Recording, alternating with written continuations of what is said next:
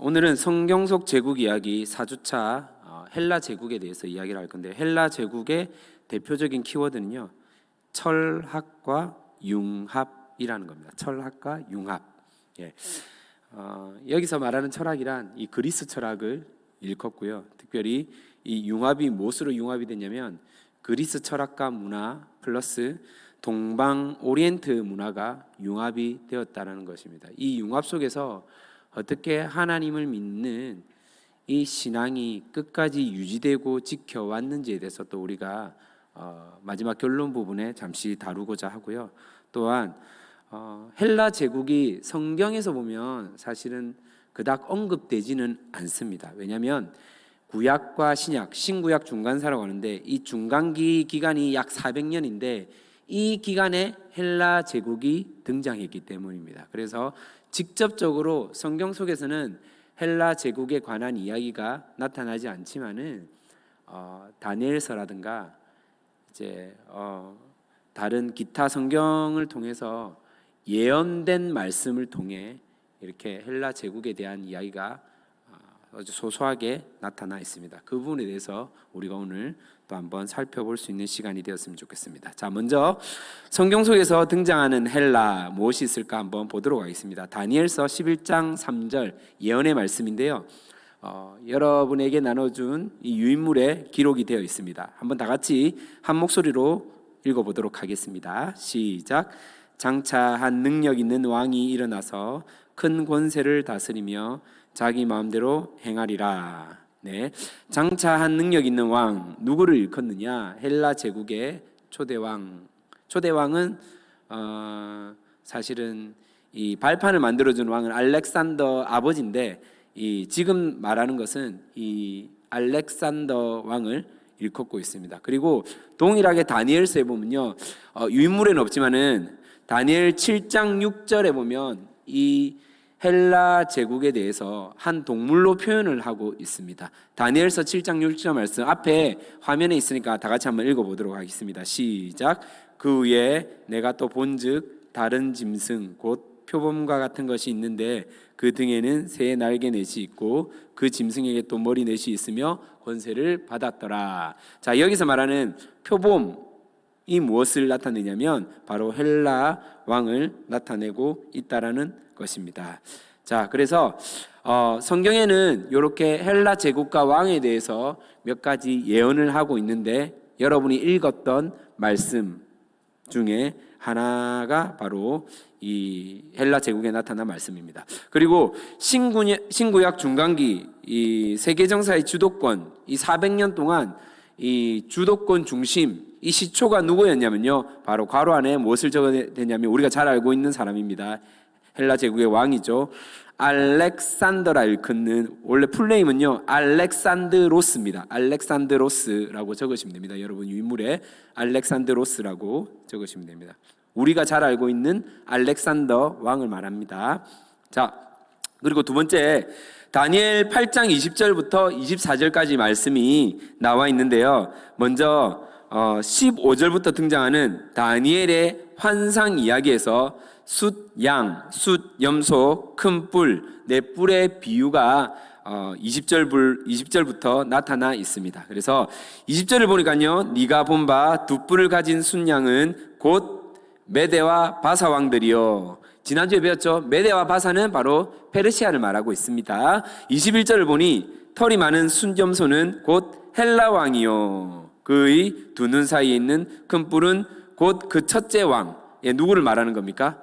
바로 알렉산더 대왕을 말하는 거고, 22절 보니까 이 뿔이 꺾이고 그 대신에 네 뿔이 났은 즉 그 나라 가운데서 네 나라가 일어나되 그의 권세만 못하리라. 자, 알렉산더 왕이요 13년 동안 나라를 확정하고 이렇게 왕으로 다스렸다가 죽게 되거든요. 갑자기 죽게 되는데 그때 밑에 후사가 없었어요.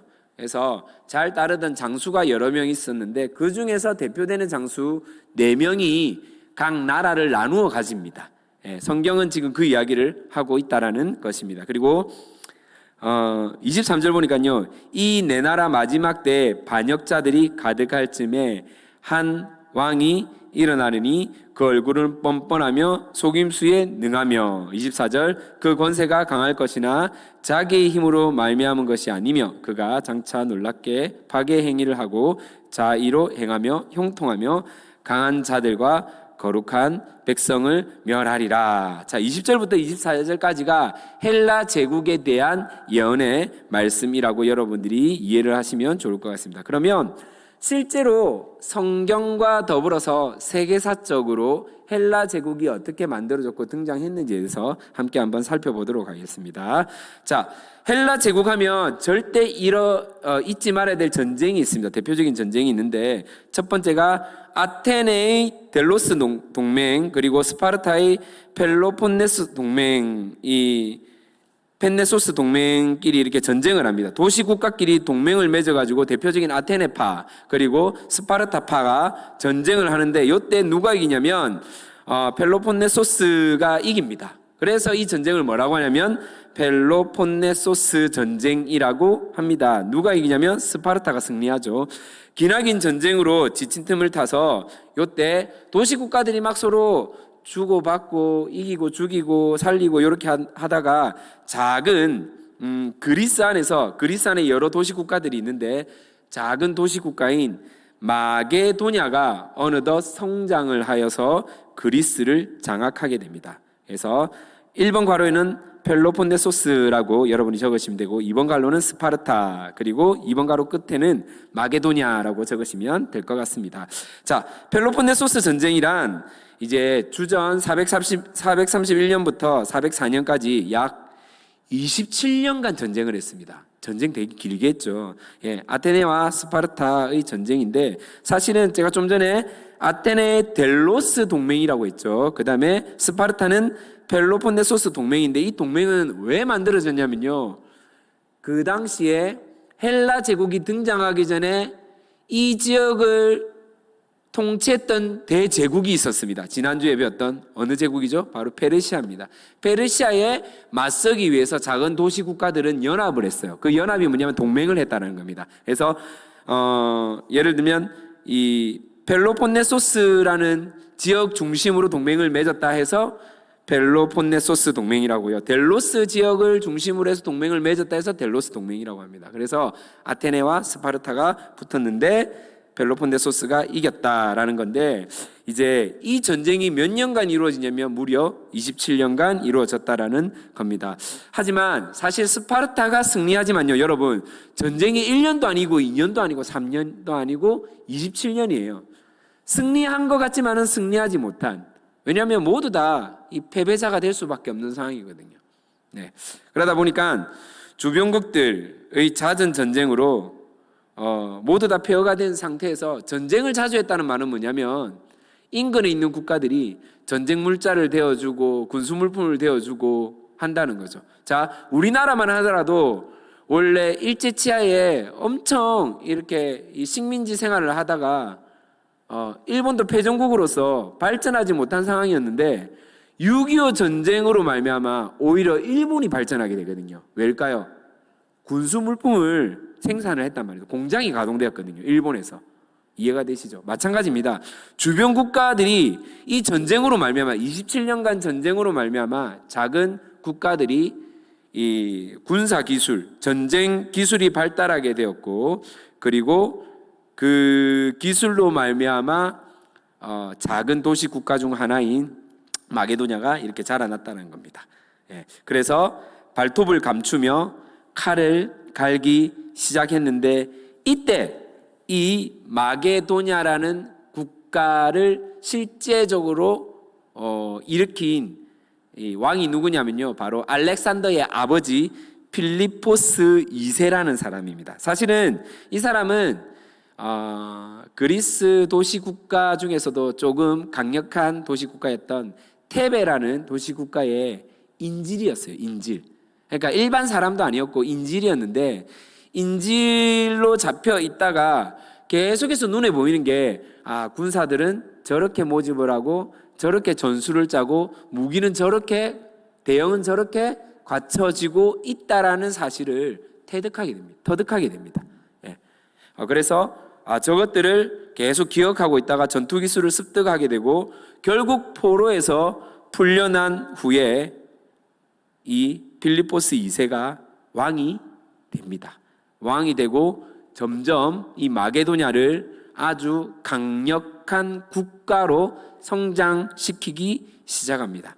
하지만 빌립보스 2세가 계속해서 주변 국가를 야금야금 정복할 때쯤 이 자신의 딸의 결혼식 때 자신의 부하에 의해서 암살을 당하게 되거든요. 그리고 바로 이어서 우리가 잘 알고 있는 헬라 제국의 주인 바로 알렉산더가 등장하게 됩니다. 참고로 빌립보스의 이름을 기념하여 한 도시의 이름이 생겨나게 되었습니다. 혹시 어느 도시인지 여러분 아십니까? 성경에 잘 나타나 있는 도시입니다. 혹시 아세요? 네, 빌립보라는 도시 들어보셨습니까? 사도 바울의 전도 여행 중에 빌립보로 갔다 그랬죠. 그리고 이스라엘에도 가이사랴 빌립보라는 도시가 있습니다. 가이사랴 빌립보, 이 항구 도시인데 이 빌립보라는 이름이 어디서 유래가 됐냐면 바로 이 빌립보 똑같은 말입니다. 그래서 여기서 유래가 되었다라는 것입니다. 자, 그리고 알렉산더가 BC 336년부터 323년 약 13년 동안 이제 왕으로 통치를 하게 되는데 초대 왕이었을 때 몇 살이었냐면요 33세였습니다. 아주 젊은 나이에 왕이 되죠. 알렉산더는 빌립보스 2세 아들로 빌립보스의 5번째 아내로부터 얻은 아들이었습니다. 전쟁을 정말 좋아하지만은 또 예상외로 책을 너무나 좋아했던 왕이었습니다. 약간 의아하죠. 너무나 책 읽기를 좋아했던 왕이었다는 것입니다. 이 몇 가지 좀 재밌는 에피소드가 있는데요. 빌립보스의 5번째 아내를 통해서 태어난 아들이 알렉산더라 했지 않습니까? 알렉산드로스인데 7번째 부인이 있었어요. 우리가 잘 알고 있는 부인인데 클레오파트라입니다. 클레오파트라인데 이제 클레오파트라가 임신이 되었어요. 그러니까 클레오파트라가 임신이 되었다는 말은 뭐냐면 빌립보스의 후사가 등장했다는 것이죠. 그러다 보니까 알렉산더 입장에서는 이게 마냥 기뻐할 일일까요? 이게 약간 긴장을 해야 될 일일까요? 긴장을 해야 되겠죠. 근데 요때 이 타이밍에 이 클레오파트라 숙부가요, 클레오파트라 뱃속에 있는 아이가 왕권을 이어가야 합니다라고 주장을 하기 시작했거든요. 막 분위기를 만들어가는 거예요. 왕이 가장 사랑하고 왕이 가장 예뻐하는 클레오파트라의 후사가 왕이 되어야 된다 이렇게 말하는 거죠. 알렉산드로스가 기분이 몹시 나빴겠죠. 분노했다는 것입니다. 그러니까 막 화를 내고 이러니까요 동달아 아버지도 같이 화를 낸 거예요. 이런 철딱선이 없는 것, 버릇 없는 것 이러다 보니까 아버지를 피해서 잠시 이 피신을 갑니다. 다른 지역으로 피신을 갔다가 급 하회를 합니다. 급 하회를 하게 되는데 이유는 뭐냐면 이유는 클레오파트라가 애를 낳는데 애가 딸이 태어났거든요. 예, 그러니까 왕위를 물려받을 수 없는 그런 조건이었다는 말이죠. 그래서 하회를 하게 됐는데 문제는 이 필리포스 왕이 딱 보니까요, 이 우리 아들이지만은 내가 왕권을 물려줘도 걱정인 거예요. 성질이 보통이 아닌 거예요. 그래서 이 알렉산더에게 좋은 스승을 좀 만나게 해주고 싶다, 소개시켜주고 싶다고 해서 스승을 만나게 해주는데 이때 이 스승이 누굴까요? 우리가 잘 알고 있는 그리스 3대 철학자 중 한 사람입니다. 누굴까요? 테스 형과 아주 친한 사람. 테스 형 알죠? 바로 아리스토텔레스입니다. 그러니까 아리스토텔레스의 제자는 누구다? 알렉산드로스라고 여러분들이 이해를 하시면 좋을 것 같습니다. 그래서 사실은 워낙 뛰어난 철학가로서 명성이 당시에 자자했는데 필리포스 2세가 아리스토텔레스가 살고 있던 도시를요, 사실은 완전히 황폐시켜 버렸거든요. 완전히 무너뜨렸는데, 초토화를 시켜버렸는데, 이 사람을 자신의 아들의 스승으로 삼으려고 하니까 그렇잖아요. 그래서 그 도시를 다시 복원시킵니다. 초토화시켰던 도시를 다시 만들고 정중하게 우리 아들의 스승이 되어 주십시오 하고 모셔옵니다. 그리고 알렉산더는 아리스토텔레스 밑에서 그리스의 철학과 교육과 이 문화를요 그대로 습득하게 됩니다. 그리고 이 알렉산더가요 이 몇 가지 또 이렇게 썰이 있는데, 아버지가 필리포스 이 왕 아버지가요 계속해서 주변 국가를 정복하니까 알렉산더가 걱정과 근심이 생겼다고 합니다. 혹시 이유가 뭐라 생각하십니까? 아버지가 죽을까봐? 아버지가 다칠까봐?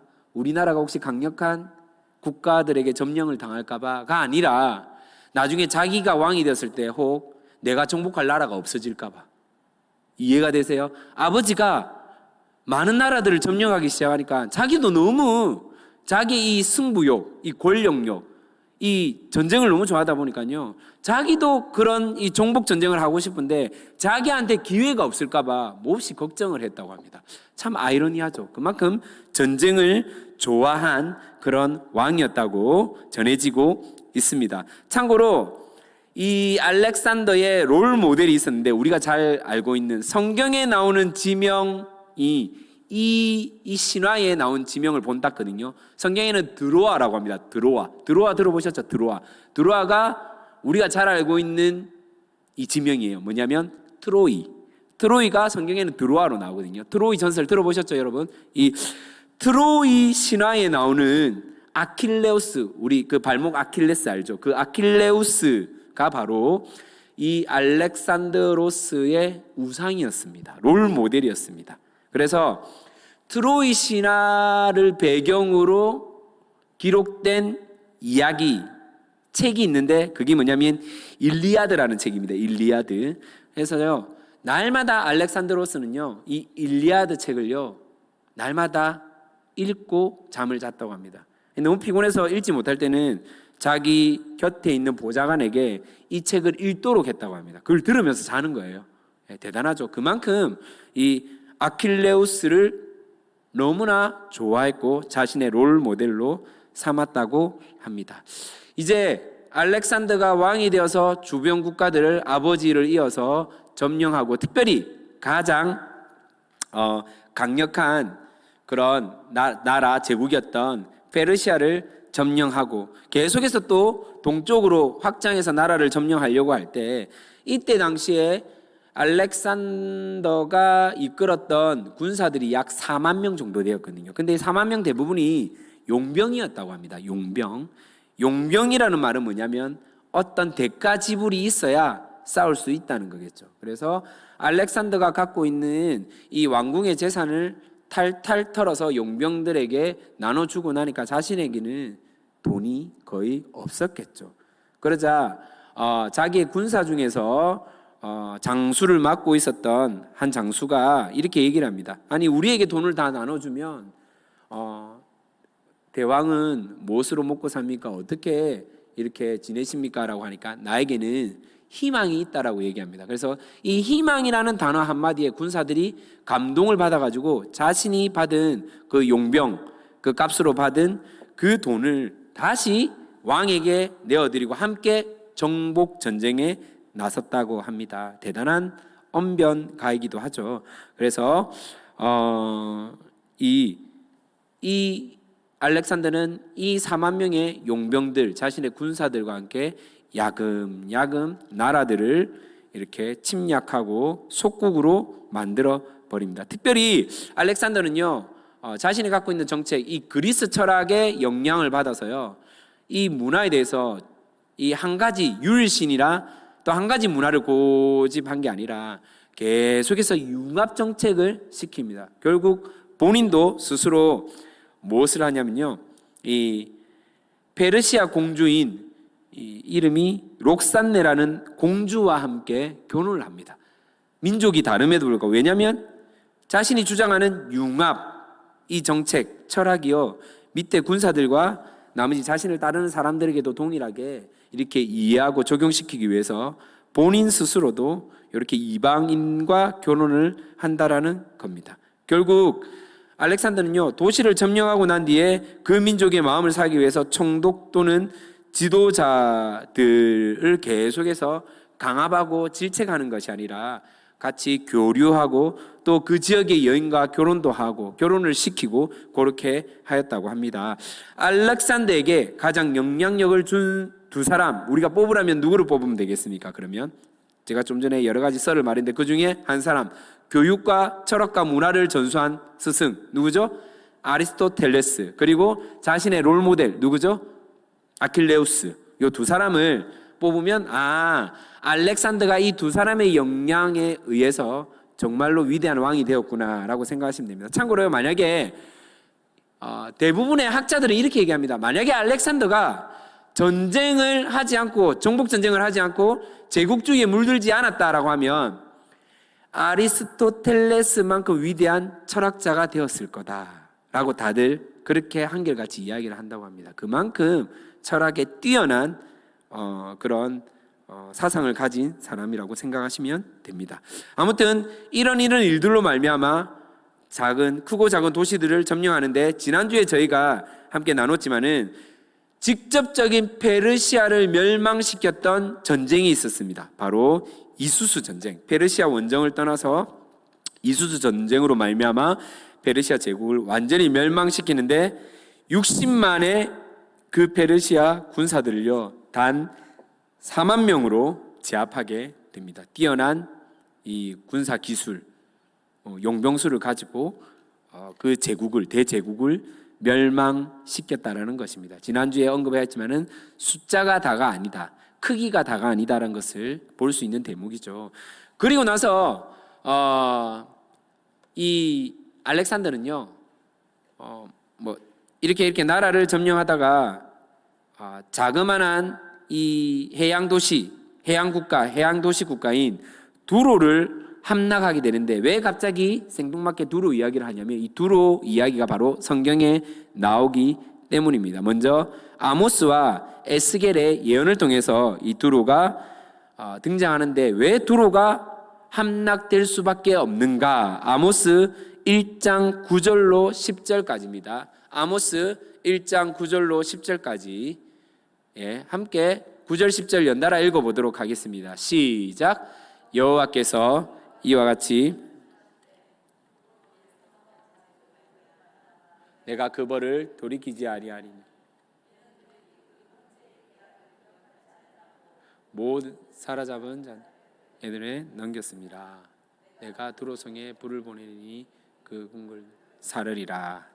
서너 가지 죄로 말미암아 이 두로를요 하나님께서 심판하겠다라고 말씀합니다. 그리고 에스겔서에도 보니까요 이제 하나님께서 말씀하십니다. 26장 4절입니다. 26장 4절 다 같이 유인물 보시면 됩니다. 시작. 그들이 두로의 성벽을 무너뜨리며 그 망대를 헐 것이요 나도 티끌을 그 위에서 쓸어버려 멤바이가 되게 하며 28장 2절 인자야 너는 두로 왕에게 이르기를 주 여호와께서 이같이 말씀하시되 내 마음이 교만하여 말하기를 나는 신이라 내가 하나님의 자리 곧 바닥 앉아있다 하도다.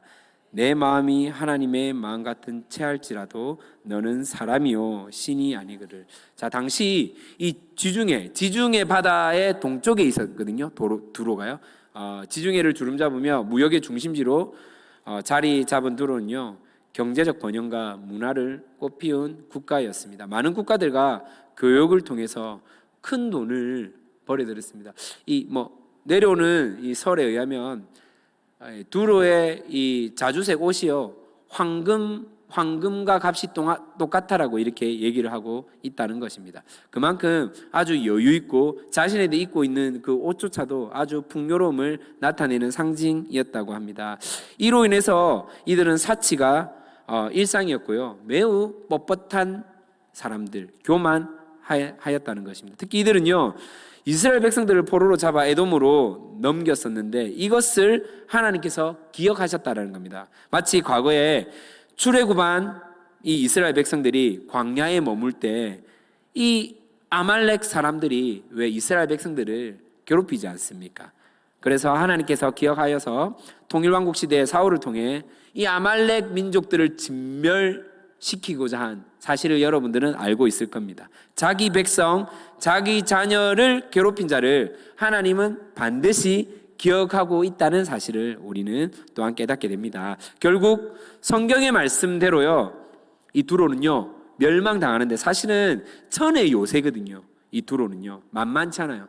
근데 알렉산더가 또 한 고집이 있네요. 무려 7개월 동안 이 두로, 조그마한 도시 국가인데도 불구하고요 7개월 동안 이 계속해서 공격을 하는데 만만치 않아서 결국은요 산 위에서 큰 돌을 굴려 내려 가지고 이 두로 바닷길을 만들어 가지고 약한 그 성벽으로 공격을 하게 됩니다. 바다의 길을 만듭니다. 돌을 바닷속으로 깔아 가지고. 대단하죠. 그 당시에 정말로 상상할 수 없는 기술을 가지고 이렇게 길을 만들어서 결국 7개월 만에 이 두로라는 나라를 멸망시킨다라는 겁니다. 뭐냐면 결국요 그냥 지나쳐도 될 만한데 하나님은 결국 하나님의 말씀을 반드시 이루어낸다라는 것을 우리는 알 수 있습니다. 누구를 통해서? 하나님을 믿지 않는 이방 왕을 통해서라도 하나님은 반드시 이루어낸다는 것을 여러분 꼭 기억하시기를 바랍니다. 무튼 이런 여러 가지 사건과 일들로 말미암아 헬라 제국이 제국으로서 면모를 갖춰지게 되고요.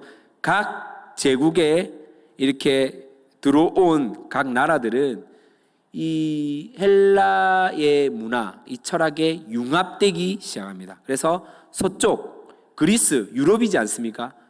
동쪽, 페르시아가 동쪽이거든요. 동쪽. 그래서 이 이란, 지금의 이란, 이라크, 이스라엘 포함한 이 동쪽 지역을 모두 다 점령을 하게 되는데 이 문화들이 융합하게 됨으로 말미암아 나타난 헬레니즘이 이제 나타났다는 것입니다. 그래서 이 헬레니즘 문화로 말미암아 제국을 좀 더 원활하게 통치하게 되는데 이때 반발했던 민족이 있습니다. 누굴까요?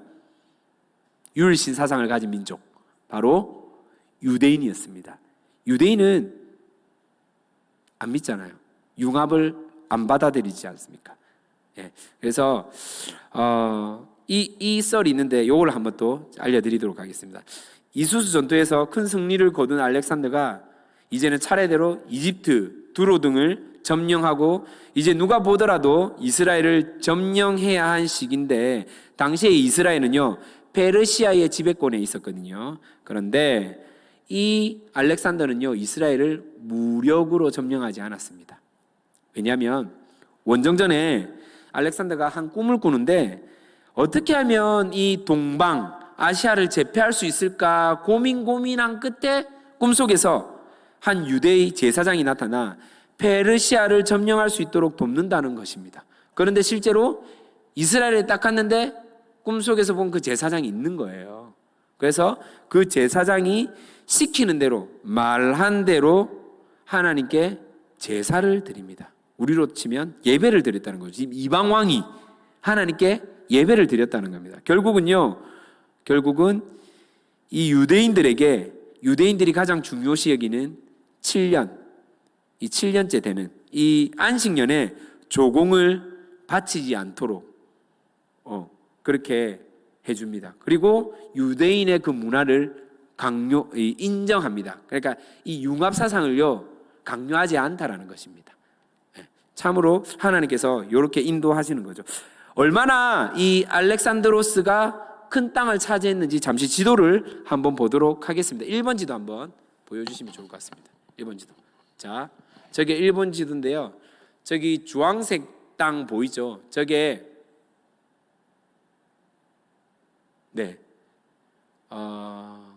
죄송한 이 지도가 아니고 다른 지도인 것 같아요. 네. 이 지도입니다. 저기 지금 이 노란색 바탕에 있는 땅들이 전부 다 알렉산더가 차지한 땅입니다. 저기 왼쪽에 보면 세모난 모양, 빨간색 모양이 이수스라고 적혀 있죠. 저기서 페르시아를 점령하게 됩니다. 그리고 초록색 마게도니아 보입니까? 마게도니아. 그곳에서 이제 알렉산더 아버지가 나라를 만들고 시작을 해서 이제 온 땅을 점령하게 되는데 거의 인도까지 차지하게 됩니다. 인도 입구까지 이렇게 차지하게 되는데 엄청난 대제국을 이뤘고 서남쪽으로는 이집트까지 차지하게 되죠. 애굽까지 차지하게 된다는 것입니다. 그리고 이 알렉산더 대왕이 이제 동쪽 자기가 차지할 수 있는 땅까지 차지하고 나서 너무나 오랜 기간 동안 원정을 다녔거든요.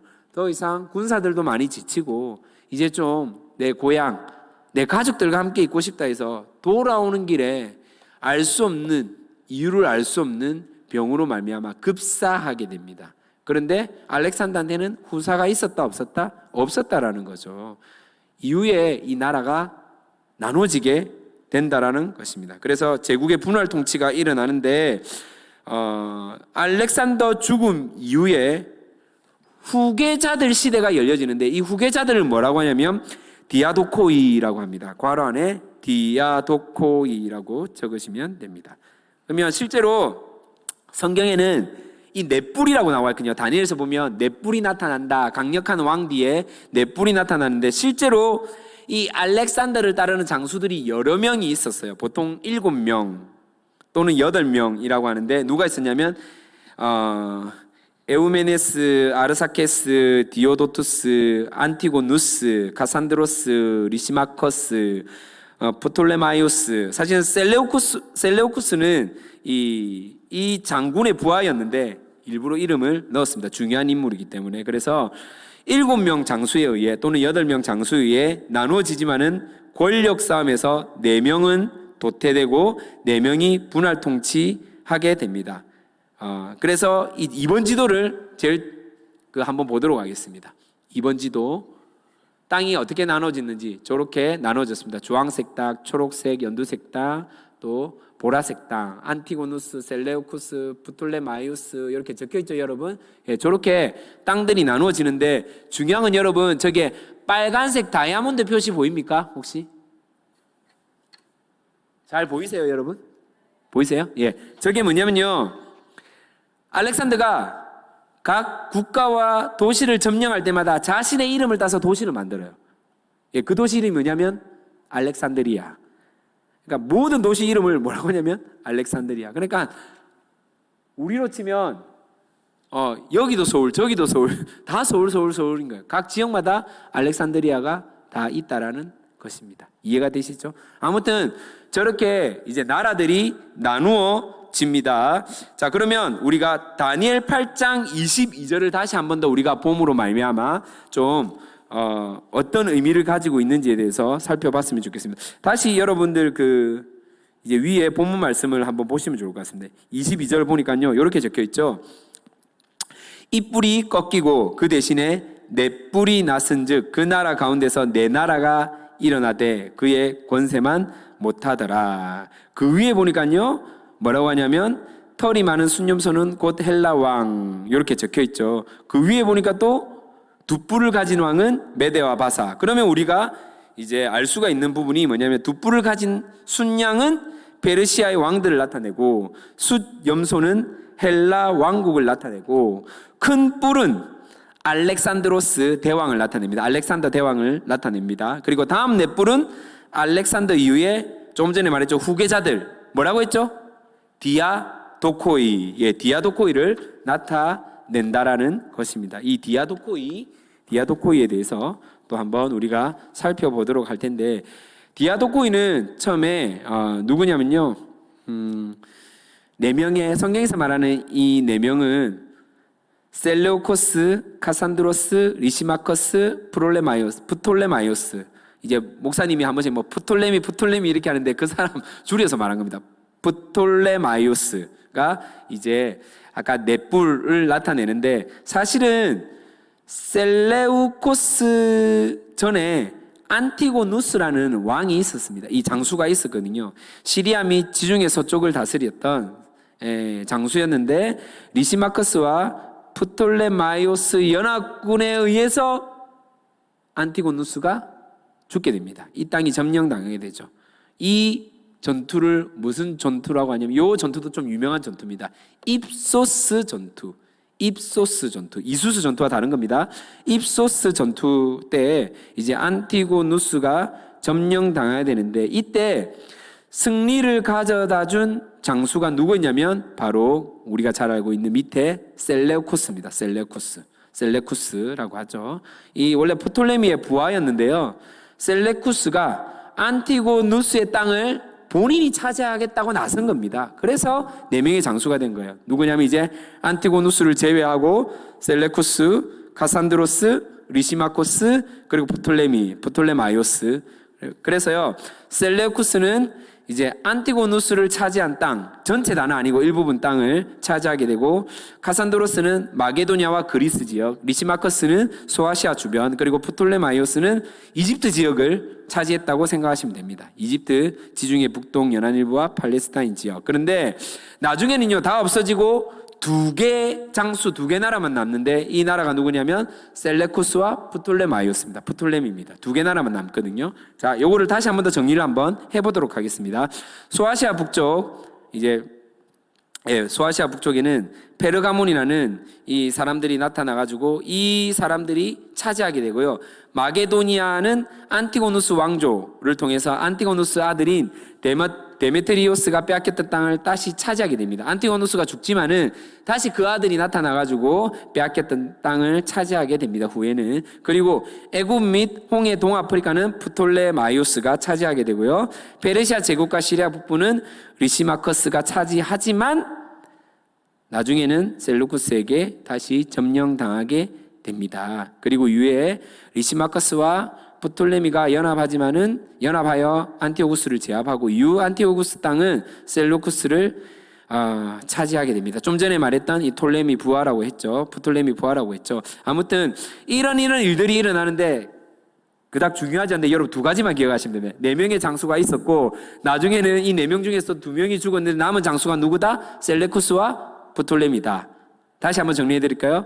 4명의 장수가 알렉산더가 죽고 나서 4명의 장수가 있었는데 거기서도 치열하게 전쟁을 하다가 남은 2 왕이 누구냐면 셀레쿠스와 프톨레마이오스다. 그런데 셀레쿠스와 프톨레미가 다시 또 전쟁을 합니다. 내가 정통성을 가지고 있다. 내가 알렉산더의 정통성을 가지고 있다. 서로 우기기 시작한 거죠. 요때 전쟁을 하는데 몇 년 동안 전쟁을 하냐면 무려 150년을 전쟁합니다. 어마어마하죠. 이 사람들은 한 자리 숫자 이렇게 전쟁을 잘 안 합니다. 기본 27년, 150년, 어마어마합니다. 그죠? 예. 여기는 사실 승자가 없어요. 근데 패자는 있어요. 패자가 누군지 압니까? 패자는 바로 이스라엘입니다. 왜냐하면요, 프톨레미가 강할 때는 이스라엘이 프톨레미에 속해 있거든요. 그냥 프톨레미의 지배를 당하는 거예요. 근데 셀레쿠스가 강할 때는 다시 셀레쿠스의 지배를 받는 거예요. 셀레쿠스의 이제 통치를 받는 거죠. 여러분 잘 보십시오. 통치와 지배를 받는다는 것은 뭐냐면요, 2 강대국 사이에서 이 눈치를 봐야 되고 저 눈치를 봐야 돼요. 이게 무슨 말이냐면 프톨레미가 강해졌을 때 셀레쿠스 전에 지배를 받았다고 칩시다. 그러면 통치받으면 야, 너희 저번에 셀레쿠스한테 복종했지, 내가 하지 말한 거 따라했지, 요거 했지 라고 하면 당연히 탄압을 받게 되겠죠. 다시 셀레쿠스가 강하게 될 때, 야, 너 이스라엘 유대인들, 너가 프톨레미가 시키는 대로 다 했지, 이거 했지, 우리 욕했지, 이러면서 얼마나 많이 괴롭혔겠습니까? 그러니까 승자들은 있는데 사실은 패자는 유일하게 바로 이스라엘이었다는 사실입니다. 그러던 중에 셀레쿠스가 점점 커지기 시작하는데 이때 등장한 안티오쿠스 4세라는 왕이 있습니다. 이 유대인들에게는 아주 절대 잊지 말아야 될 왕인데, 이 왕이 어떤 왕이냐면 셀레우쿠스 4세의 동생이자 신의 현인이라 불리는 에피파네스로 불리는 왕이었습니다. 주전 175년부터 163년까지 이렇게 이 왕이 등장하는데 유대인들에게는 이 왕이 너무나 악명 높은 왕이었습니다. 왜냐하면 이 왕으로 말미암아, 이 왕의 등장으로 말미암아 이 유대인들이 큰 공경에 처해졌기 때문입니다. 이유는요, 서두에도 언급하였지만 유대인들은 지금 헬라 제국 융합 정책, 융합 사상을 계속해서 모든 민족과 나라에 요구하고 있는데 유일하게 거기에 대해서 받아들이지 않고 유일신을 믿었던 민족이 바로 유대인이죠. 그러다가 알렉산더가 죽고 나서 지금 계속해서 프톨레미와 셀루쿠스 사이에서 이렇게 저렇게 살아오다가 안티오쿠스 4세가 등장하게 되는데, 이 유일신 사상을 가진 이 유대인들이 너무 미운 거예요. 내가 왕인데 감히 내 말을 안 들어? 그렇다고 유대인들이 정말 우리가 생각할 때 막 신앙이 좋고 진짜 신실한 하나님을 믿었느냐? 이제 전해 놓으는 썰에 의하면 그렇지는 않았다고 합니다. 그냥 맹목적으로 우리는 남은 자야, 하나님의 선민이야, 하나님의 구별된 백성이야, 이런 어떤 맹목적 신앙을 가지고 고수하고 있었는데, 이때 무슨 일이 있었냐면, 셀루쿠스, 이스라엘로 따졌을 때 동쪽 지역을 차지한 셀루쿠스가 이제 이스라엘을 차지하고 이어서 더욱더 군사력, 경제력이 탄탄해지고 강력해지자 이 프톨레미를 차지하려고 애굽을 쳐들어가기 시작한 거예요. 애굽의 본거지가 바로 프톨레미지 않습니까? 프톨레미를 다 이제 점령하기 일보 직전이었는데, 그때 신흥 강국이 있었어요. 또다시 등장하는 신흥 강국, 다음 주에 배울 로마, 신성 로마 제국이 등장하기 시작합니다. 이 로마가 이미 주변 국가들에게 아주 큰 영향을 미치기 시작하는데, 이제 이것만 차지하면 프톨레미를 차지할 수 있어라고 할 때 로마가 간섭하기 시작하는 거예요. 신성 강국이었거든요, 로마. 그러니까 이 셀레쿠스가 너무 화가 나는 거예요. 다 된 밥에 재를 뿌렸거든요. 화가 나니까 다시 본국으로 돌아오는데, 돌아올 때 꼭 지나쳐야 될 지역이 있죠. 애굽에서 다시 동쪽 셀레쿠스 지역으로 지나치는 땅, 어디입니까? 바로 이스라엘이죠. 이스라엘로 지나친다라는 겁니다. 그러다 보니까 이 이스라엘 보니까 유대 민족들이 내가 정한 정책을 안 따르네, 마음에 안 드는 거예요. 그래서 이 안티오쿠스 4세가요, 헬라 정책을 따르지 않는 유대인들에게 화풀이를 합니다. 화풀이를 합니다. 종로에서 뺨 맞고 한강에서 눈물 흘린다는 식으로 화풀이를 하는데, 어떤 식으로 할례를 하냐? 아주 잔인합니다. 유대인들은 이 안티오쿠스 4세를 결코 잊지 못하는 이유가 이런 이유 때문입니다. 할례를 실시한 아이들을 다 찾아냅니다. 할례. 그리고요, 이 아이들을 다 찾아내서 죽여버립니다. 그런데 잔인한 건 뭐냐면요, 이 아이들을 죽여서 그 아이의 어머니 목에 다 걸어둡니다. 진짜 잔인하죠. 시체를요, 자신의 어미의 목에 걸어두는 거예요. 어미를 죽이지도 않고. 그러니까 너희가 내 말을 안 들었을 때 이렇게 비참하게 너희들이 죽는 것이 아니라 네 새끼들이 죽임을 당해서 네 목에 걸려질 것이다 라고 하는 거예요. 이것뿐만 아니라 영적 지도자인 제사장들 600명을 사형시키는데 그냥 죽이지 않아요. 다 눕혀놓고 그 위에 마차를 지나가게 해요. 압살을 시키는 거죠. 아주 고통스럽게 죽입니다. 그러니까요, 계속해서 유대인들에게 강조합니다. 헬라 문화 너가 받아들여. 우린 융합 정책이야. 인정해. 보편화시키려고 애를 쓰지만요, 이 유대인들 또 한 고집 하거든요. 안 받아들이기 시작해요. 그러자 어떤 방법을 쓰냐면, 이 유대인들 중에서도 개역 성향을 가진 대제사장을 한 명 세우는데, 이 당시에 야손이라는 대제사장을 한 명 세워서요, 당시 유대인들이 가장 중요한, 오늘 아침에도 묵상 말씀 우리 담임 목사님께서도 함께 이제 성전 재건 이야기 했지 않습니까? 왜냐하면 성전을 중요시 여기거든요, 이스라엘 사람들은. 이 성전에 관련된 성전기금 운영권이 있는데, 이 운영권을요, 개역 성향을 가진 이 야손이라는 대제사장에게 맡겨버립니다. 이해되시죠? 그러니까 조정하려고 맡기는 거예요.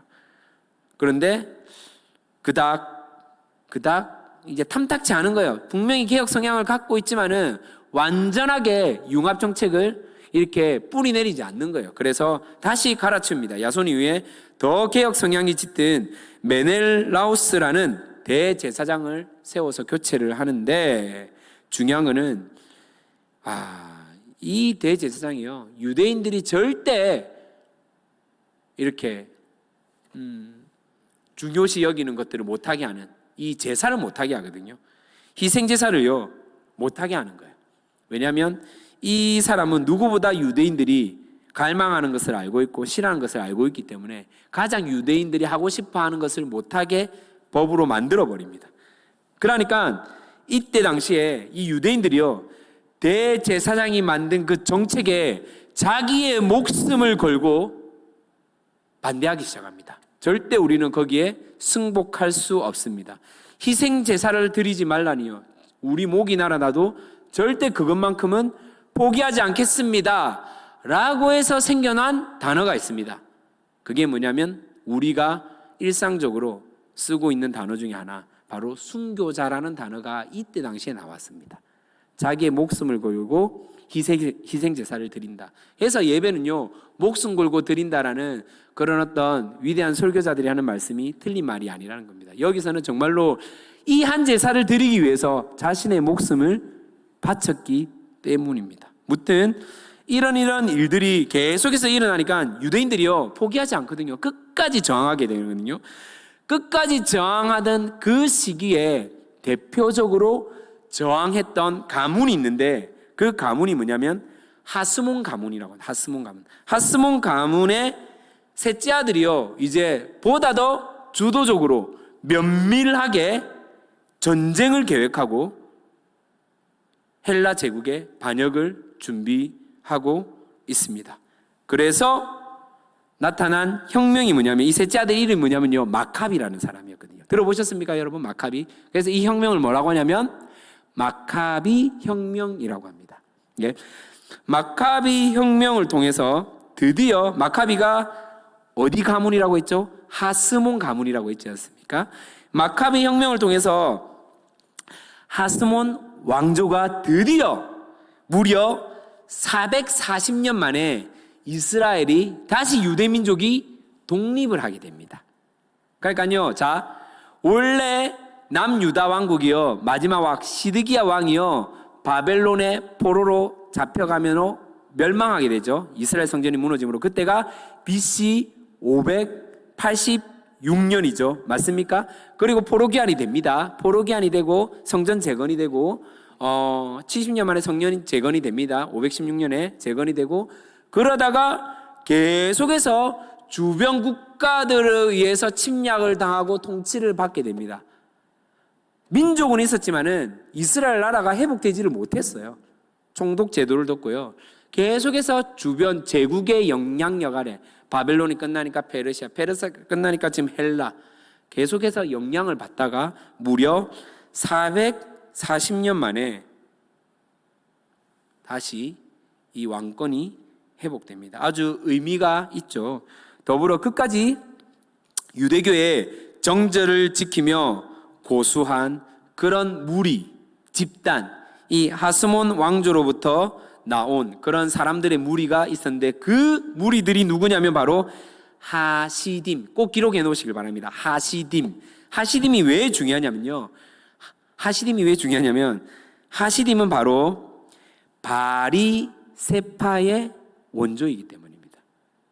바리세파가 어디서부터 나왔냐면 하시딤으로부터 나왔기 때문입니다. 이 바리세파 뜻이 뭐냐면요, 분리하다. 그러니까 절대 우리는 헬라 제국의 그 융합 정책으로 융합되지 않겠다. 끝까지 우리는 하나님의 선민으로 살아가겠다. 고수하겠다. 우리는 분리한다라는 의미를 가지고 있는 거죠.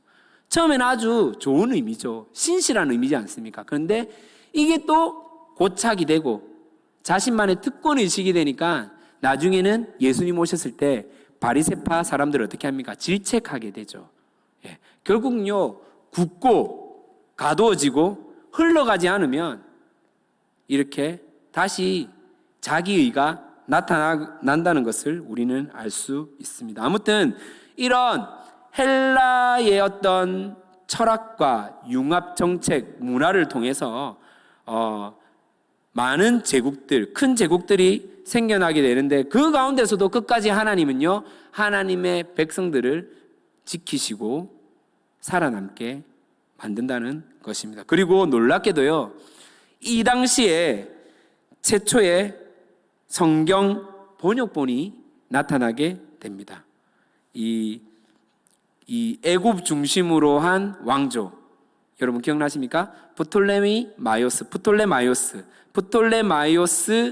이 왕조를 통하여서, 프톨레미 2세를 통하여서 이 성경의 번역본이 나타나는데, 우리가 지금 성경으로 쓰고 있는 가장 기초적인 성경 번역본, 바로 70인역이 나타나기 시작했다는 것입니다. 이때가 이제 주전 250년경이라고 하는데, 이 모세의 오경부터 이후에 100년 사이에 일어난 모든 정경에 대해서 번역하였다는 것입니다. 사실은 70명이 번역한 것이 아니라 72명인가 이 인원들이 했는데 72인역 하기가 그래서 생략해서 70인역이라고 우리가 말하고 있습니다.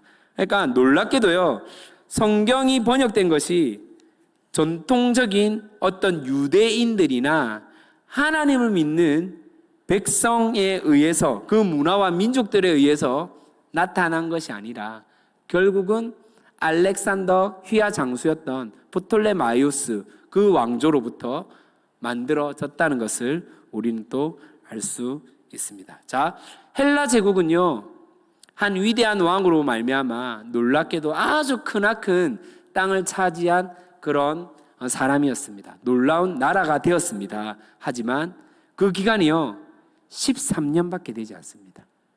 33세에 왕으로 등극하고 13년 동안 계속해서 나라를 정복하다가 이제 좀 쉬어야 되겠다라고 생각할 그 타이밍에 절명하게 된다는 겁니다. 급사하였습니다.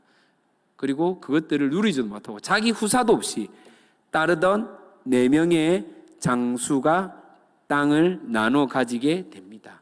그리고는요, 알렉산더가 가지고 있던 그 철학, 그리스 철학과 문화가 결국 동방 오리엔트 문화와 융합되어서 헬레니즘이라는 문화로 연결되어지고 만들어졌다라는 것입니다. 하지만 그 가운데 끝까지 섞이지 아니하고 하나님의 백성들은 하나님의 것을 고소하며 살아남게 되었다라는 것입니다.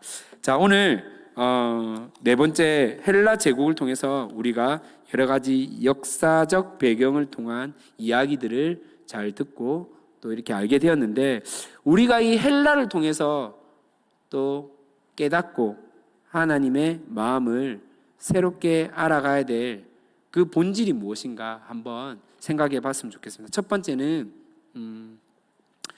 그렇게 하나님의 선민으로서 살아갔지만은 하나님은 신구약 중간기 400년 동안 침묵하셨다는 겁니다. 이유가 무엇일까요? 이 말라기에서 보면요, 그들은 하나님께 예배드리지 않은 게 아니거든요. 늘 동일한 모습으로 예배드리는데 하나님은 어떻게 말씀하냐면, 너희들이 드리는 예배가 그 예배냐? 라고 표현을 합니다.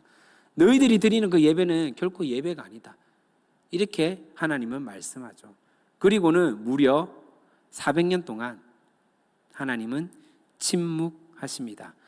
혹시 우리가 드려지는 이 예배가 습관적으로 드려지는 예배가 되지 않는지를 스스로 점검하고 돌아볼 필요가 있다라는 것입니다. 혹 이제 코로나19로 말미암아 당연히 스마트폰을 통해서 늘 예배를 같은 모습으로 드려지는 것이 익숙해져 있지는 않습니까?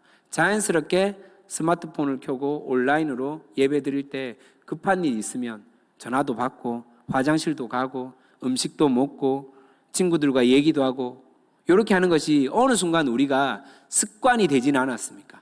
하나님께 드려야 할 이 예배가 진정 하나님이 주인이 되는 예배가 되어야 되는데 우리의 예배가 이 관습이 되지는 않았습니까? 나의 어떤 아픔을 위로하기 위한 수단이 되지는 않았습니까? 아니면 내가 그래도 교회 다니는 성도이기 때문에 예수쟁이라 불리기 때문에 내가 이 시간은 그냥 지켜야지라는 관습적인 예배를 드려지지는 않습니까? 진짜 우리가 하나님 앞에 내가 드려지는 예배가 진짜 예배인지를 꼭 돌아보고 점검해야 될 분명한 이유와 목적이 있다라는 것이며, 더 이상 우리가 형식과 거짓이 아니라 습관적인 예배가 아니라 하루하루 드려지는 이 예배가 진짜 내가 최선을 다하는 예배, 진짜 하나님께 드려지는 예배가, 혹 우리가 드려지는 예배가 오늘이 마지막 예배라고 생각할 때 어떻게 드려져야 할 것인가? 제가 예전에 엄청 유명한 연예인이 이렇게 서바이벌 같은 그런 프로그램에 참여해가지고 등수를 매기는 일반인들과 함께 그런 공연을 하는 그런 어떤 프로그램에 출연을 하게 되었어요. 그래서 이 가수가 너무 열심히 이 출연 일반인들보다 더 열심히 막 춤을 추고 노래를 부른 거예요. 그래서 아나운서가 이 가수에게 질문을 이렇게 했어요. 아니, 당신은 월드스타인데 왜 이렇게 열심히 하냐고, 이 참가자보다 더 이렇게 열심히 춤을 추고 노래를 하냐고 이렇게 질문을 내던졌습니다. 그러자 이 가수가 하는 말이 이렇게 대답을 하는 거예요. 제가 예전에 노래를 하고 춤을 추고 늘 그래왔던 것이니까, 자기의 생활이 라이프 스타일이었으니까 동일하게 그냥 아무 생각 없이 그렇게 했는데, 하루는 집에 돌아왔는데 자기에 관련된 뉴스가 막 도배가 되기 시작하는 거예요. 왜냐하면 좀 큰 죄를 저질렀거든요. 예, 먹으면 안 되는 약을 먹어야 되는 거예요. 약을 먹었다고 하는 거예요. 그래서 이 사람이 더 이상 공인으로서 방송 출연을 할 수 없는 지경에 이르렀다는 겁니다. 그러니까 본인이 생각할 때 늘 일상적으로 자기는 노래하고 춤추는 것이 익숙해졌는데 그날이 마지막 공연인 줄 몰랐던 거예요. 그리고 매스컴에 그 사건으로 말미암아 나름 책임을 지고 은퇴를 하게 되었다고 합니다. 그러면서 은퇴를 하면서 본인이 결단한 게 있다고 합니다. 내가 진짜 만약에 다음에 너무나 운이 좋아서 방송에 복귀를 해서 노래를 부르고 다시 춤을 출 수 있는 기회가 생긴다고 하면 난 항상 그날이 마지막인 것처럼 노래 부르고 춤추겠다, 이렇게 고백을 하는 그 가수의 이야기를 들은 적이 있거든요. 저는요, 한낱 사람을 즐겁게 해주는 노래도 저렇게 최선을 다해서 노래를 하는데, 우리가 하나님 앞에 만물의 주인이고 창조주 하나님이라고 여기면서 우리는 어떤 자세로 예배를 드리고 있는지에 대해서 정말 다시 한 번 더 돌아보게 된 시간이었습니다. 습관적으로 드려지는 예배, 그냥 시간이 되었으니까 그 자리에 앉아있지는 않은지, 허겁지겁 달려와서 스마트폰을 켜고 그냥 예배 드리고 있지는 않는지 꼭 돌아보야 한다는 것입니다. 여러분, 정말로 하나님께 진정 찾는 예배가 무엇인지를 깨달았으면 좋겠습니다. 두 번째는요, 저희가 이 헬라 제국을 통해서 같이 하나님 마음을 나누어야 될 것은, 그렇게 위대한 왕, 그렇게 뛰어난 왕, 그렇게 넓은 땅덩어리를 차지한 그 왕도요, 결국은요 13년밖에 못 갔습니다. 아무리 뛰어난 전술과 남들이 갖지 못하는 용기를 가지고 감동시킬 수 있는 그런 언변을 가지고 있다 하더라도 그 죽음 앞에서는 자유로울 수 없었다라는 것입니다. 33세 왕이 되어서 결국은요 13년 만에 죽게 됩니다. 절명하게 된다는 거죠. 영원한 것이 없습니다.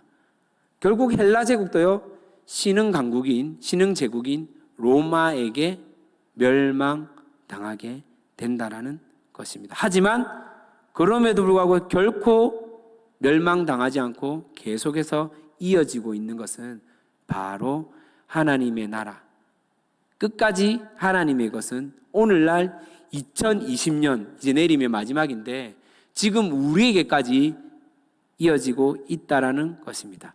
여러분이 생각할 때 나라라는 개념은요, 땅이 있어야 되고 사람이 있어야 되고 주권이 있어야 되죠. 맞습니다.